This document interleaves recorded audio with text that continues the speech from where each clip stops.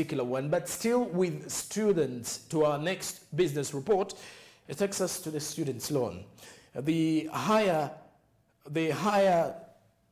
Education Students Financing Board has released the approved successful Students Loan Beneficiaries Lot 2 for the academic year 2021-2022.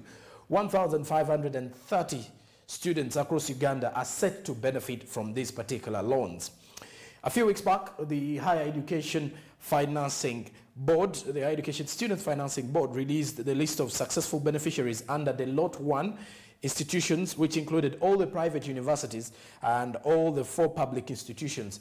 A list of successful loan scheme applicants under Lot 2 was officially unveiled as well, and it included institutions like Makerere University, Kyambogo, Gulu University, Soroti University, and diploma awarding and other tertiary institutions were also released.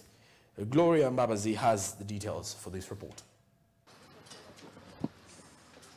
A few weeks back, Higher Education Students Financing Board released the list of successful beneficiaries under Lot 1 institutions, which included all the private universities and the 4 public institutions. Today, a list of successful loan scheme applicants under Lot 2 institutions, which include Makerere University, Kyambogo, Gulu, Lira, Soroti University, diploma awarding, and other tertiary institutions has been released. During the event hosted at the Uganda Media Center, Honorable Dr. Joyce Moriku congratulated the beneficiaries and challenged them to work hard in their studies, remain disciplined and focused. She says they should always remember that they are studying on credit, and this should motivate them to pursue excellence in their studies, such that this loan helps them to achieve their career dreams and to contribute positively to the society. She also challenges those who have benefited from the scheme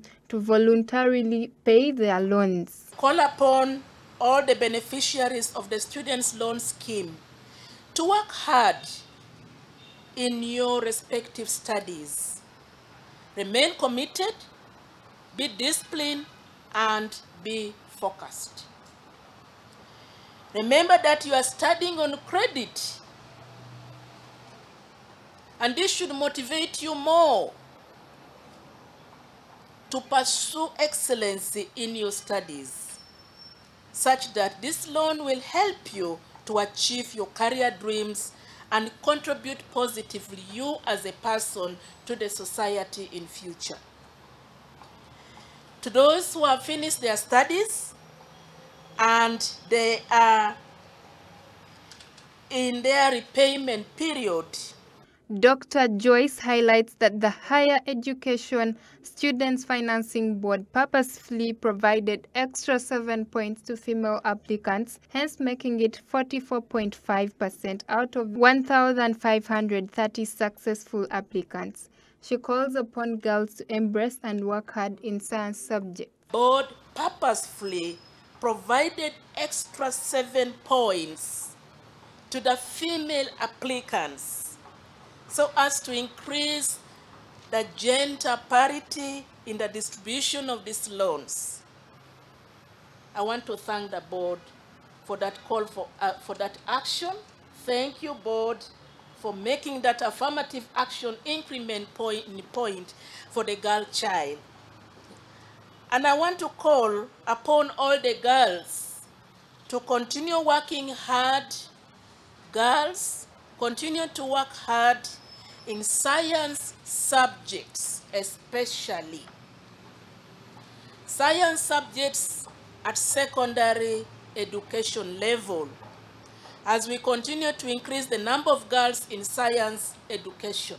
Moriku also remarks that the government recognizes the increasing demand for study loans and therefore pledges to increase the budget to support more disadvantaged students. As government of Uganda, we recognize the increasing demand for the student loans as evidenced in this year's application to the board. And on behalf of government, I wish to pledge a total commitment to increase the budget to support more disadvantaged students to start and to complete their studies. The board has presented a number of requests in this regard, and these are being discussed in the current budget framework. In different committees of Parliament, and I also want to appreciate our committee in Parliament for Education for this great work they are doing as far as the budget framework paper is concerned. I'm sure the discussions will have a positive impact on the budget of the board, ultimately increasing the number of students being supported. Michael Wanyama, the Executive Director, Higher Education Students Financing Board, in his report said that in Lot 2, the board received a total of 1,226 loan applications and 198 were rejected as they were falling outside the eligibility criteria, and 1,028 were processed. Out of the processed applications, the board has awarded financial support to 610 successful loan applicants that include 385, 63.1% males, while 225, 36.9% are females. Wanyama, while presenting the consolidated report, highlighted the combining applications in Lot 1 and Lot 2. The board received a total of 6,023 loan applications from both lots of applications. A total of 4,873 applicants were appraised and found eligible for support. The remaining 1,150 applications were rejected as they were found to lie outside the eligibility criteria. Of the processed total of 4,873 applications, 3,528, 72.4% were male applicants, while 1,345, 27.6% were female applicants.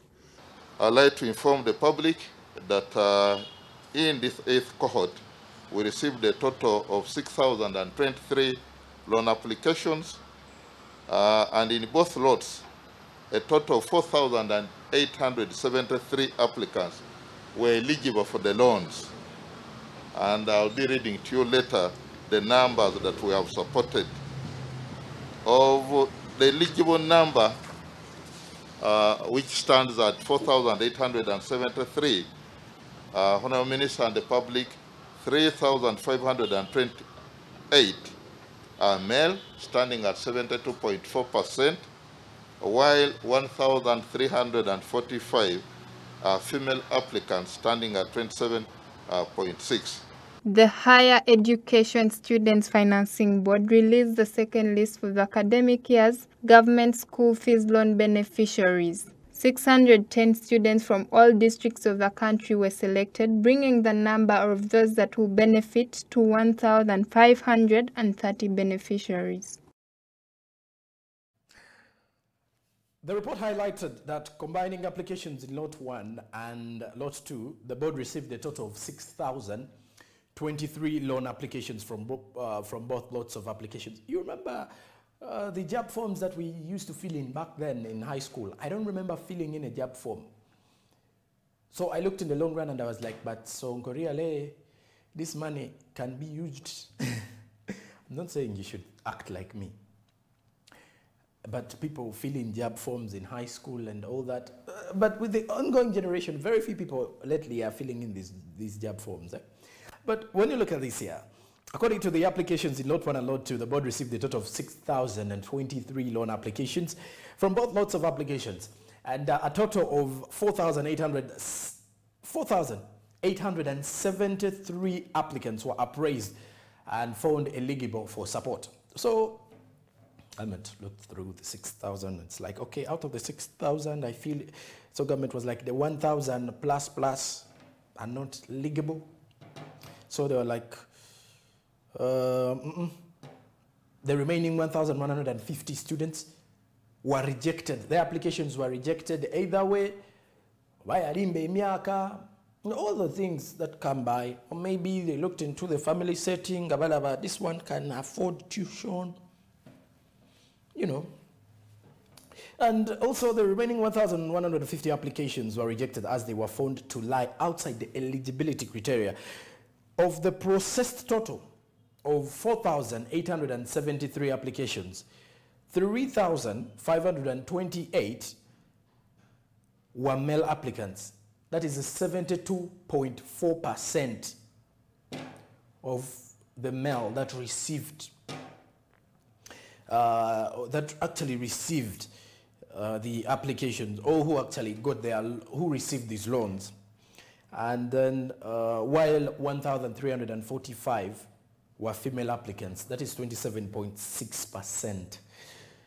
Well, for the Women Empowerment, Girl Child Empowerment, Girl Child Foundations, you'd still want to understand why we have so many male gender in this particular percentage having the loan, or should we say the challenge goes back to the parents back there, or are the parents willing to support their children, their girl children, or are the girl children only staying in secondary, and once they're done with high school they just definitely join marriage or start a business? Well, that is where we are now. And when we try to look at the situation, Michael Wanyama, the Executive Director, Higher Education Students Financing Board, in his report during the Lot 2, says the board received a total of 1,226 loan applications. That was in Lot 2, and 198 were rejected as they were falling outside the eligibility criteria. And then the 1,028 were processed. After the processed applications, the board awarded financial support